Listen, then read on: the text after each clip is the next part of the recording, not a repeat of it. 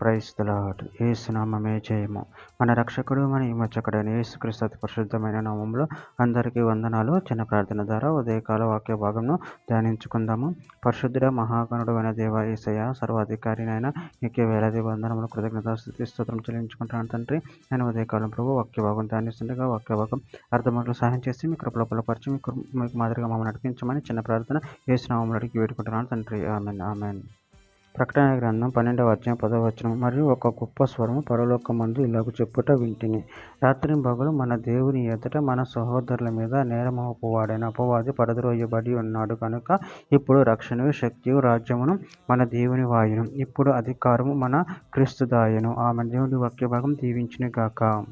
ప్రభునందు ప్రియులారా, ఇక్కడ వాక్య భాగంలో గమనించినట్లయితే, మరియు గొప్ప స్వరము పరలోకమందు ఇలాగ చెప్పుట వింటిని, రాత్రింబగలు మన దేవుని ఎదుట మన సహోదరుల మీద నేరం మోపవాడైన అపవాది పడద్రోయబడి ఉన్నాడు కనుక ఇప్పుడు రక్షణయు శక్తియు రాజ్యమును మన దేవుని వాయును, ఇప్పుడు అధికారము ఆయన క్రీస్తుదాయను. అదేవిధంగా వాక్య భాగంలో గమనించినట్లయితే ప్రకటన గ్రంథం 11వ అధ్యాయం 15వ వచనం, 7 దూత బోర ఊదినప్పుడు పరలోకంలో గొప్ప శబ్దములు పుట్టిన, ఆ శబ్దములు ఈ లోక రాజ్యము మన ప్రభు రాజ్యమును ఆయన క్రీస్తు రాజ్యము నాయను, ఆయన యుగముల వరకు ఏలుననెను. దినవృత్తాంతం 1వ గ్రంథం 29వ అధ్యాయం 11వ వచనం, యెహోవా భూమి ఆకాశమందుండు సమస్తము నీ వశము, మహాత్మ్యమును పరాక్రమను ప్రభావమును తేజస్సును ఘనత నీకే చెందుచున్నవి.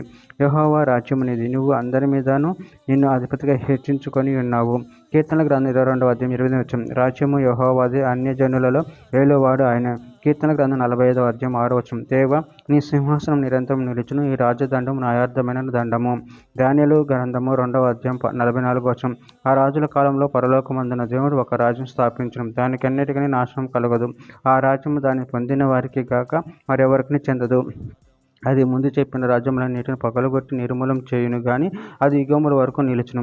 మత్తయి సువార్త 28వ అధ్యాయం 18వ వచనం, అయితే యేసు వారి యొద్దకు వచ్చి, పరలోకమందును భూమి మీదను నాకు సర్వాధికారం ఇవ్వబడి ఉన్నది. ఆమె దేవుడు. చివరిగా ఒక మాట, కొరింథీయులకు రాసిన 2వ పత్రిక 12వ అధ్యాయం 9వ వచనం, అందుకు నా కృప నీకు చాలును, బలహీనత యందు నా శక్తి పరిపూర్ణమగుచున్నదని ఆయన నాతో చెప్పెను. కాగా క్రీస్తు శక్తి నా మీద నిలిచియుండి నిమిత్తం విశేషముగా నా బలహీనతల యందు బహు సంతోషంగా అతిశయపడుదును. ఆమె దేవుడి వాక్య భాగం దీవించిన గాక. చిన్న ప్రార్థన చేసుకుందాము. పరిశుద్ధుడ ప్రేమ కలిగిన దేవ యేసయ్యని మీరు ఇచ్చిన వాక్యదాన్ని బట్టి ప్రభావం కృతజ్ఞతలు చెల్లించుకుంటున్నాను తండ్రి. మీరే మాకు సర్వాధికారి అయిన దేవుడే ఉన్నారు ప్రభావ, మీరే మా మీద రాజ్యం చేయవ దేవుడే ఉన్నారు ప్రభావ. అందుని బట్టి ప్రభావం కృతజ్ఞతలు చెల్లించుకుని మీ ప్రేమ కృపను మమ్మల్ని నిరంతరం కాచి కాబట్టి మీకు మాదిరిగా మమ్మల్ని నడిపించమని చిన్న ప్రార్థన యేసుక్రీస్తు పరిశుద్ధ నామములో అడిగి పెట్టుకుంటున్నాను తండ్రి. Amen amen.